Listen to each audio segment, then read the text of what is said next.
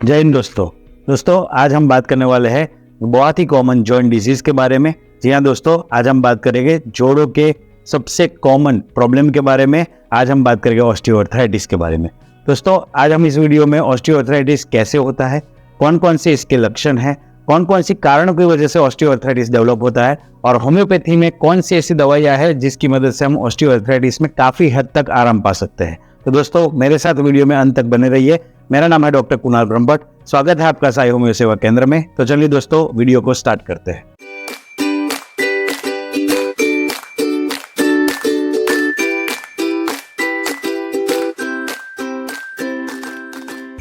तो चलो दोस्तों पहले समझते हैं कि आखिर ऑस्टियोआर्थराइटिस होता क्या है। दोस्तों ऑस्टियोआर्थराइटिस को क्रॉनिक प्रोग्रेसिव डिजेनरेटिव डिजीज भी बोला जाता है। क्रॉनिक प्रोग्रेसिव डिजेनरेटिव डिजीज के मतलब को समझते हैं ताकि हमें समझ में आए कि ऑस्टियोआर्थराइटिस कंडीशन कैसी है। दोस्तों क्रॉनिक का मतलब होता है काफी लंबे टाइम से, यानी कि ये कोई एक्यूट कंडीशन नहीं है कि 2-3 दिन में जैसे कि सर्दी जुकाम हुआ 2-3 दिन दवाई ली और ठीक हो गया। दोस्तों ये स्लोली प्रोग्रेस करने वाली डिजीज है, यानी कि इसमें स्लोली डिजेनरेटिव चेंजेस होते हैं। डिजेनरेटिव चेंजेस दोस्तों यानी कि वियर और टियर कंडीशन, यानी कि डिस्ट्रक्शन होना। दोस्तों हमारा जो जॉइंट होता है वो जॉइंट दो बोन के बीच का जो पार्ट है जिसे हम लोग जॉइंट बोलते हैं। जैसे कि अगर हम लोग सपोज बात करें नी जॉइंट की, घुटने की, तो दोस्तों हमारा जो लेग का पार्ट है और हमारा जो थाई का पार्ट है, इन दोनों के जो एंड पोर्शन है उसके बीच का जो पार्ट है उसे हम लोग जॉइंट बोलते हैं। दोस्तों इस जॉइंट के बीच में कार्टिलेज एंड साइनोवियल फ्लूइड, ये दोनों पार्ट होते हैं जिसका काम होता है हमारे जॉइंट में फ्लेक्सिबिलिटी लाना। हमारे जॉइंट में अगर कोई इंजरी हो जाए या कोई हैवी वेट अगर हम लोग उठा ले और उसके ऊपर अगर वजन गिरता है तो उसको प्रोटेक्शन देना, उसको उससे बचाना। तो ये कार्टिलेज और साइनोवियल फ्लूइड में धीरे धीरे वियर और टियर की कंडीशन डेवलप होना, यानी कि डीजेनरेशन पैदा होना। स्लोली धीरे करके ये ऐसी कंडीशन डेवलप हो जाएगी जिसकी वजह से यहाँ का कार्टिलेज और साइनोवियल फ्लूइड डिस्ट्रक्ट हो जाएगा और उस डिस्ट्रक्शन की वजह से पेन, इन्फ्लामेशन जैसी स्थिति पैदा होगी, जिसे हम लोग दोस्तों ऑस्टियोआर्थराइटिस बोलते हैं। तो दोस्तों ये जो कार्टिलेज है, इस कार्टिलेज में डिस्ट्रक्शन होना या ये जो साइनोवियल फ्लूइड है, यहाँ पे जो चेंजेस हमें डिजेनरेटिव चेंजेस देखने को मिलते हैं, यही एक सबसे मेजर डेवलपमेंट होता है ऑस्टियोआर्थराइटिस में। दोस्तों हमारा जो जॉइंट है उस जॉइंट के बीच में अगर ये चीज नहीं होगी तो धीरे धीरे दोनों बोन के बीच में, दोनों हड्डियों के बीच में फ्रिक्शन होगा और इस फ्रिक्शन की वजह से अल्टीमेटली पेन, सूजन जैसी हमें जो इन्फ्लेमेशन की साइन है वो देखने को मिलती है। दोस्तों कार्टिलेज का मतलब होता है ये एक स्लिपरी सब्सटेंस है। जैसे कि अगर मैं आपको एग्जांपल से समझाऊं तो हमारा जो ईयर वाला पार्ट है ये कोई बोन नहीं है, ये एक कार्टिलेज है। इसी तरह का कार्टिलेज हमारे जॉइंट, हमारे जो बोन होते हैं उसके एंड में होते हैं अटैचमेंट के लिए, ताकि अगर हमारे दो बोन के बीच में हमेशा एक स्पेस बना रहे, हमारे दो बोन के बीच में मूवमेंट, फ्लेक्सिबिलिटी रहे और अगर कोई इंजरी होती है तो उस इंजरी से हमारे बोन को वो बचा सके। तो दोस्तों धीरे धीरे ये जो स्लिपरी पार्ट है, ये कार्टिलेज है, उसमें डीजेनरेशन पैदा होने लगता है, जिसके काफी कारण है। कारणों के बारे में हम आगे बात करते हैं। और इसके बीच में दोस्तों जेल जैसा सब्सटेंस होता है जिसे साइनोवियल फ्लूइड बोला जाता है। और ये साइनोवियल फ्लूइड में अगर इसी तरह से कुछ कारणों की वजह से डिस्ट्रक्शन पैदा होगा तो इन कार्टिलेज और साइनोवियल फ्लूइड में कमी होने की वजह से या डिस्ट्रक्शन होने की वजह से हमारे जो दो बोन है वो आपस में जो गैप है वो कम होता जाएगा, दोनों आपस में एक दूसरे के पास आते जाएंगे और उसके बाद जब हम मूवमेंट करेंगे तो फ्रिक्शन होगा दोस्तों, जिसमें आपने जनरली देखा होगा कि कट की आवाज, पेशेंट हमेशा कंप्लेन करते हैं कि सर पेन तो नहीं रहा है, साथ में कट आवाज आ रही है। तो दोस्तों ये जो कट आवाज आ रही है, ये आवाज जनरली दो बोन के आपस में टकराने की वजह से आ रही है, क्योंकि इसके बीच का जो प्रोटेक्टिव सब्सटेंस है यानी कि जो कार्टिलेज है और जो साइनोवियल फ्लूइड है वो डिस्ट्रक्ट हो चुका है। तो ये लंबे टाइम यानी कि क्रॉनिक कंडीशन में जब धीरे धीरे करके यानी कि प्रोग्रेसिवली जब डीजेनरेशन पैदा होने लगता है तो उस कंडीशन को दोस्तों ऑस्टियोआर्थराइटिस बोला जाता है। आगे हम लोग समझते हैं कि ऑस्टियोआर्थराइटिस कौन से कारणों की वजह से होता है और ऑस्टियोआर्थराइटिस में कौन कौन से लक्षण होते हैं। चलो दोस्तों आगे बढ़ते हैं, बात करते हैं उसके कॉजेस के बारे में। तो चलो दोस्तों आगे बढ़ते हैं, बात करते हैं कि ऑस्टियोआर्थराइटिस किन किन कारणों की वजह से होता है। दोस्तों वैसे तो काफी सारे कारण हैं, लेकिन जो कॉमन कारण है उसके बारे में अगर हम लोग बात करें दोस्तों, सबसे पहला ये एक एज रिलेटेड डिजीज है। जैसे जैसे उम्र बढ़ती जाती है वैसे हमारे जो ब्लैक हेयर है व्हाइट होने लगते हैं। उसी तरह से फिजियोलॉजिकली भी हमारे बोन में जैसे जैसे उम्र बढ़ती जाती है वैसे वैसे डीजेनरेटिव चेंजेस आते जाते हैं। और इस डीजेनरेटिव चेंजेस एज की वजह से आना, ये एक इसका पहला और कॉमन कॉज है। इसमें बढ़ती उम्र के साथ हमें घुटनों में दर्द आना कॉमन हो जाता है, ऑस्टियोआर्थराइटिस कॉमन हो जाता है। अगर दूसरा रीजन हम लोग देखें, इसमें दोस्तों जनरली जिनको ओबेसिटी है, यानी कि जिनका वेट बहुत ज्यादा है, तो वैसी कंडीशन में दोस्तों घुटनों में यानी कि नी जॉइंट में पेन और ऑस्टियोआर्थराइटिस की कंडीशन डेवलप होती है। उसका रीजन दोस्तों ये है कि ज्यादा हमारे जो घुटने हैं वही ज्यादातर वेट बियरिंग का काम करते हैं, हमारे पूरे शरीर के वजन को उठाने का काम करते हैं। तो दोस्तों अगर जब हमारी बॉडी का वेट ज्यादा होगा तो हमारे घुटनों पे भी उतना ही ज्यादा लोड पड़ेगा, जिसकी वजह से दोस्तों काफी ज्यादा कार्टिलेज को मेहनत करनी पड़ेगी और इस कार्टिलेज में धीरे धीरे डिजेनरेटिव चेंजेस आएंगे, जिसकी वजह से ऑस्टियोआर्थराइटिस हो सकता है। उसके साथ दोस्तों फीमेल्स में ये ज्यादा कॉमन पाया जाता है और जनरली मेनोपॉज के बाद यानी कि माहवारी खत्म होने के बाद जनरली फीमेल्स में कैल्शियम की कमी हो जाती है और इस कैल्शियम और विटामिन डी जैसी न्यूट्रिशन की कमी होने की वजह से भी डिजेनरेटिव चेंजेस दिखाई पड़ते हैं, जिसकी वजह से दोस्तों ऑस्टियोआर्थराइटिस फीमेल्स में ज्यादा देखने को मिलता है एक एज के बाद। तो दोस्तों अगर हमारा पोस्चर सही नहीं है, अगर कुछ और लोकल कॉजेस की बात करें, हमारा ओवर यूज है हमारे नी जॉइंट का, हमारा वर्क बहुत ज्यादा है, तो ऐसी कंडीशन में अगर हमारा नी का जो ओवर यूज हो रहा है, ऐसी कंडीशन में भी दोस्तों ऑस्टियोआर्थराइटिस डेवलप होता है। दोस्तों बात करते हैं कि ऑस्टियोआर्थराइटिस में कौन कौन से लक्षण दिखाई पड़ते हैं। तो दोस्तों ऑस्टियोआर्थराइटिस इटसेल्फ इन्फ्लामेशन, यानी कि इसमें जो पीछे आइटिस लिखा जाता है ऑस्टियोआर्थराइटिस, तो इस आइटिस का मतलब होता है दोस्तों इन्फ्लामेशन, यानी कि यहाँ पे इन्फ्लामेशन की साइंस देखने को मिलेगी, जैसे कि पेन देखने को मिल सकता है, घुटनों में रेडनेस देखने को मिल सकती है, सूजन देखने को मिल सकती है और घुटनों का जो फंक्शन है यानी कि हमारा जो वॉकिंग का काम होता है, नी को फोल्ड करने का काम होता है, पैर को मोड़ने का काम या उससे चलने का काम, तो ये सारे जो उनके फंक्शंस है उसमें हमें थोड़ा सा डिसफंक्शन दिखने को मिलता है, यानी कि वहां पे प्रॉपर फंक्शन नहीं हो पाएंगे। तो दोस्तों पेन, स्वेलिंग, रेडनेस, फंक्शंस करने में यानी कि जॉइंट का जो मूवमेंट है वो करने में रिस्ट्रिक्शन पैदा होना, ये सारे दोस्तों इसके कॉमन लक्षण हैं। और साथ में दोस्तों जैसे मैंने पहले बताया, यहाँ पे दो बोन का फ्रिक्शन हो रहा है तो उसकी वजह से जो आवाज है, कट की आवाज भी आना एक इसका कॉमन लक्षण है। दोस्तों आगे बात करते हैं इसकी कौन सी होम्योपैथिक मेडिसिन है।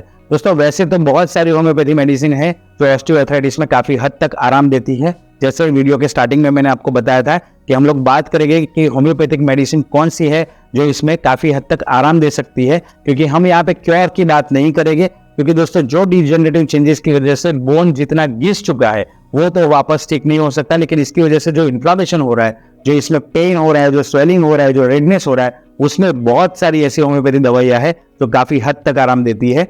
दोस्तों मेडिसिन पे आने से पहले मैं आपको इसके इन्वेस्टिगेशन के बारे में बताना चाहूंगा। आप अपना एक्सरे करवा के आप देख सकते हो कि ऑस्टियोआर्थराइटिस आपको है कि नहीं। एक्सरे आपको सिंपली बता देगा कि ऑस्टियोआर्थराइटिस, यानी कि आपको जो एक्सरे देख के रेडियोलॉजिस्ट आपको बता दोगे कि आपके जॉइंट में स्पेस कम हो गया है कि नहीं हुआ, आपका साइनोवियल फ्लूइड कम हुआ है कि नहीं, आपके कार्टिलेज में डिस्ट्रक्शन है या डिजेनरेशन है कि नहीं, ये सारी चीजें हमें एक्सरे से पता चल जाएगी। इसके साथ ही साथ दोस्तों हम कैल्शियम का रिपोर्ट भी करा सकते हैं और दोस्तों विटामिन डी का रिपोर्ट भी हम लोग करा सकते हैं। ऐसे केसेस में जनरली विटामिन डी की उणप और कैल्शियम की कमी भी दिखाई पड़ती है। दोस्तों ये जो स्पेस है, जनरली आपने सुना होगा कि जब ऑस्टियोआर्थराइटिस होता है तो डॉक्टर जब ऑर्थोपेडिक को आप दिखाने के लिए जाते हो तो जनरली जो वर्ड्स यूज करते हैं, जैसे कि वो आपको बताएगा कि आपका स्पेस कम हो गया है, या तो आपका जेल खत्म हो गया है, दो जॉइंट के बीच में जेल नहीं है, या पानी कम हो गया है, घुटने घिस गए हैं, तो ये जो सारे वर्ड है दोस्तों इसी को हम लोग ऑस्टियोआर्थराइटिस बोलते हैं। आपके एक्सरे के रिपोर्ट में भी लिखा हुआ आएगा mild to moderate changes of osteoarthritis, या तो OA लिखा रहेगा दोस्तों। OA का मतलब ऑस्टियोआर्थराइटिस होता है। दोस्तों इसमें अगर अदर ट्रीटमेंट की बात करें तो इसमें एंटी इंफ्लेमेटरी, एंटी एनल जैसे कि यानी कि दर्द की दवाइयाँ, इन्फ्लेमेशन की दवाइयाँ, ये सारी दवाइयाँ तो चलती है। अगर ये सीवियर कंडीशन में होता है तो ऑपरेशन के लिए भी सलाह दी जाती है। दोस्तों यहाँ पे होम्योपैथी में बहुत सारी ऐसी मेडिसिन है जिसके बेस पे हम इसको काफी लंबे टाइम तक रिलीफ दे सकते हैं, यानी कि आपको ऑस्टियोआर्थराइटिस में अगर ऑपरेशन नहीं कराना है तो आप बेझिझक होम्योपैथिक मेडिसिन का यूज कर सकते हैं। तो चलिए दोस्तों आगे बात करते हैं कि कौन सी होम्योपैथिक मेडिसिन दवाइयाँ है जो इसके लिए बहुत अच्छी काम करती है। तो चलिए दोस्तों आगे बात करते हैं हमारे मोस्ट इंपोर्टेंट पार्ट यानी कि होम्योपैथिक मेडिसिन के बारे में। दोस्तों होम्योपैथिक मेडिसिन में मैं सबसे, वैसे तो बहुत सारी मेडिसिन है लेकिन सबसे कॉमन 3-4 दवाइयाँ मैं आपके साथ शेयर करना चाहूंगा। दोस्तों सबसे कॉमन मेडिसिन जो मैं यूज करता हूँ ज्यादातर केसेस में, लेकिन इस केसेस में यूज करने से पहले हमें देखना पड़ेगा कि ये मेडिसिन के रिलेटेड सिम्टम्स है कि नहीं, जो होम्योपैथी डॉक्टर अपने आप देख के आपको बता देंगे। और जो सिम्टम्स मैं आपको बताने वाला हूँ वो आप अपने डिजीज के साथ टैली करके आप ये दवाई ले सकते हो। दोस्तों पहली दवाई है रेस्टेक्स 30। दोस्तों रेस्टेक्स उस केसेस में ज्यादा काम करती है जहाँ पे आपके नी जॉइंट में पेन है, स्वेलिंग है, ऐसी कंडीशन है, और उसके साथ अगर आपको रिस्ट में प्रॉब्लम हो रहा है, यानी कि फर्स्ट मोशन एग्रावेशन है, यानी कि आप बहुत लंबे टाइम से बैठे हो और उसके बाद खड़ा होने के टाइम पे या तो स्टार्टिंग आप बेड से उठ के जो पहला फुट 2-3 कदम जब बढ़ाते हो चलने के लिए, उस टाइम पे काफी सीवियर पेन होता है। जैसे जैसे मोशन आप करते जाओगे, जैसे जैसे आप मूवमेंट करते जाओगे, वैसे वैसे आपका पेन कम होता जाएगा। तो दोस्तों अगर आपको एग्रावेशन यानी कि प्रॉब्लम रिस्ट में है और वॉकिंग में आपको आराम मिलता है ज्यादा लंबा टाइम चलने के बाद, तो इसमें दोस्तों आप रेस्टेक्स 30 का इस्तेमाल कर सकते हो। रेस्टेक्स 30 की 2 से 3 बूंद आप 2 चम्मच पानी में मिक्स करके सुबह शाम 2 बार कंटिन्यू 15 दिन तक दोस्तों खा सकते हो। इसी कंडीशन में दोस्तों अगर आपको वार्म यानी कि गर्म चीज लगाने से आराम मिल रहा है, या आपके जॉइंट है उसमें आपको पेन के साथ जब इन्फ्लामेशन है उसमें अगर आप हॉट एप्लीकेशन करते हो, तो हॉट एप्लीकेशन में दोस्तों आराम मिलना ये भी एक रेस्टेक्स का लक्षण है। इसके साथ दोस्तों दूसरी जो दवाई की मैं बात करना चाहूंगा, ये जस्ट रेस्टेक्स के अपोजिट है, यानी कि ब्रायोनिया 30। दोस्तों ब्रायोनिया अल्बा 30 आप उस कंडीशन में ले सकते हो जब आपको मोमेंट में एग्रावेशन है, यानी कि आप वॉकिंग कर रहे हो और आपको पेन हो रहा है, आप बैठे हो, आप आराम कर रहे हो, तो आपको रिलैक्स लगता है। तो दोस्तों मोशन से एग्रावेशन यानी कि मोशन से तकलीफ और रेस्ट के टाइम पे अगर आपको आराम लगे, तो इस कंडीशन में दोस्तों आप ब्रायोनिया 30 ले सकते हो। ब्रायोनिया 30 में आप देखोगे कि पेशेंट को अगर कॉन्स्टिपेशन भी इसके साथ साथ है, अगर आपको नी जॉइंट के साथ साथ कॉन्स्टिपेशन जैसी प्रॉब्लम भी है, तो इस कंडीशन में भी दोस्तों ब्रायोनिया 30 बहुत अच्छे से काम कर सकती है। आपके कॉन्स्टिपेशन में भी इसके साथ साथ आपको आराम मिल जाएगा। तो ब्रायोनिया 30 भी दोस्तों सेम उसी तरह से 2-3 बूंद 2 चम्मच पानी में सुबह शाम मिला के आपको पीनी है कंटिन्यू 15 दिन तक, अगर आपकी कंडीशन मोशंस में एग्रावेशन होता है और रेस्ट के टाइम पे अगर आपको आराम मिलता है, तो उस कंडीशन में। आगे दोस्तों मैं तीसरी जो मेडिसिन है वो जो बताना चाहूंगा वो थोड़ी कॉन्स्टिट्यूशनल यानी कि प्राकृतिक दवाई है। दोस्तों ये दवाई ऑस्टियोआर्थराइटिस के केस में काफी हद तक आराम देती है। कभी कभार अगर माइल्ड केसेस है ऑस्टियोआर्थराइटिस की, तो आपको बहुत लंबे टाइम तक या तो आपको पूरा का पूरा डिजेनरेटिव चेंजेस भी कभी कभार इससे ठीक हो जाता है। दोस्तों ये दवाई का नाम है कैलकेरिया कार्ब। दोस्तों कैलकेरिया कार्ब की जो पर्सनालिटी है वो अपने आप में ओबेस व्यक्ति होते हैं, यानी कि इनकी जो वेट है वो ज्यादा होता है। इनकी वेट की वजह से और उनका एक कैरेक्टर होता है, ये कभी भी शांति से बैठ नहीं सकते, इनको कुछ ना कुछ करना चाहिए। उनको अगर जॉइंट में पेन भी है फिर भी वो शांति से नहीं बैठेंगे, वो कंटिन्यू कुछ ना कुछ काम करते रहेंगे। तो दोस्तों कैलकेरिया कार्ब की पर्सनालिटी भी ऐसी है कि वो अपने नी का ओवर यूज कराते हैं। हालांकि इनकी मसल, हालांकि इनके बोन वीक है, लेकिन फिर भी इनकी जो टेंडेंसी है वो ओवर यूज ऑफ अपने बॉडी पार्ट्स, अपने जॉइंट को ज्यादा मेहनत करवाने में मानते हैं। वो कुछ ना कुछ उनको चाहिए काम करने के लिए। इस कंडीशन में दोस्तों ऑब्वियस सी बात है कि आपका वेट ज्यादा है और आप अपने नी का ओवर यूज करवा रहे हो, तो ऐसी कंडीशन में दोस्तों आपके नी में नीजेनरेटिव चेंजेस आ सकते हैं।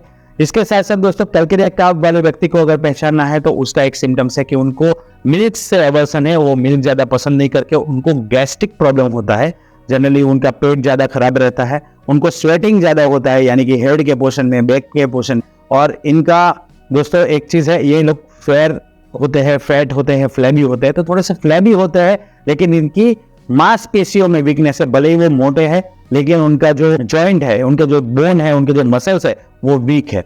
उनको आप देख के आपको लगेगा कि ये बहुत हेल्दी है, स्ट्रांग है, लेकिन वो काफी हद तक उनके मसल्स, बोन वगैरह वीक होते हैं। तो अगर दोस्तों आपका वेट ज्यादा है, आपके नी में प्रॉब्लम है, आप बहुत ज्यादा वर्क करते हो, आपको मिल्क से एवर्जन है, आपको स्वेटिंग ज्यादा होता है, तो इस कंडीशन में आप as a constitution calcarea carb 200 का इस्तेमाल कर सकते हो। कैलकेरिया कार्ब 200 वीक में 2 बार सुबह सुबह अर्ली मॉर्निंग 2 चम्मच पानी में 2 से 3 बूंद मिक्स करके आप पी सकते हो। इस मेडिसिन को दोस्तों मैं आपको सलाह देना चाहूंगा कि जनरली आप डॉक्टर से कंसल्ट करने के बाद ही ले, क्योंकि ये कॉन्स्टिट्यूशनल मेडिसिन है।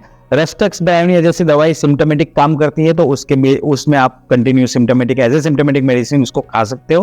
लेकिन कैलकेरिया कार्ब आपको दोस्तों आप अगर डॉक्टर के कंसल्ट करने के बाद अगर डॉक्टर आपको अपनी प्रकृति देख के अगर दे, तो उस कंडीशन में ज्यादा अच्छा रहेगा। इसके साथ दोस्तों मैं एक और मदर टिंचर बताना चाहूंगा जो ऑस्टियोआर्थराइटिस के केस में काफी हद तक आराम देगा आपके पेन वगैरह में। तो दोस्तों इस मदर टिंचर का नाम है ग्वाइकम मदर टिंचर। दोस्तों ग्वाइकम मदर टिंचर के 15 बूंद सुबह, 15 बूंद शाम को आधे कप पानी में मिक्स करके कंटिन्यू आप 15 दिन तक पी सकते हो। तो ये आप चाहे रस्टेक्स ले रहे हो अपने सिम्टम के हिसाब से, ब्राउनिया ले रहे हो या कैलकेरिया काब आप ले रहे हो, तो उसके साथ आप वाइकम मदर टिंचर कंटिन्यू ले सकते हो। इसके साथ दोस्तों एक आखिरी पैटर्न मैं बताना चाहूंगा, ये पैटर्न मेडिसिन SBL कंपनी की SBL ड्रॉप नंबर 6 आप कंटिन्यू ले सकते हो। इसकी भी 15 बूंद आप सुबह शाम आधे कप पानी में मिक्स करके कंटिन्यू पी सकते हो। तो दोस्तों ये जो मेडिसिन है ये भी आपको एज ए पैटर्न मेडिसिन, इसमें काफी सारे कॉम्बिनेशन है जो पर्टिकुलरली जॉइंट पेन में यूज होते हैं। तो दोस्तों इसको भी आप कंटिन्यू बाकी की दवाइयों के साथ ले सकते हो। तो दोस्तों ये थी कुछ जानकारी होम्योपैथिक मेडिसिन के बारे में। तो दोस्तों ये थी कुछ जानकारी ऑस्टियोआर्थराइटिस के बारे में। आशा करता हूँ कि आपको इन्फॉर्मेशन इन्फॉर्मेटिव लगी होगी। वैसे हमारे लास्ट वीडियो में एक हमारे दोस्त का कमेंट आया था कि सर आप अगर हो सके तो ऑस्टियोआर्थराइटिस पे आप वीडियो बनाना, तो उन्हीं की रिक्वेस्ट पे आज हमने ऑस्टियोआर्थराइटिस का वीडियो बनाया है।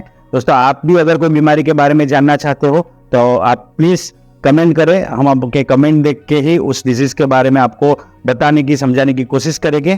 तो दोस्तों हमारे अगर वीडियो पसंद आते हैं तो उसको लाइक शेयर एंड सब्सक्राइब जरूर करिए। और अगर दोस्तों आप मुझसे कंसल्ट कराना चाहते हो तो नीचे दिए गए नंबर पर जरूर कॉल करें। तो चलिए दोस्तों मिलते हैं अगले वीडियो में, तब तक के लिए जय हिंद जय भारत।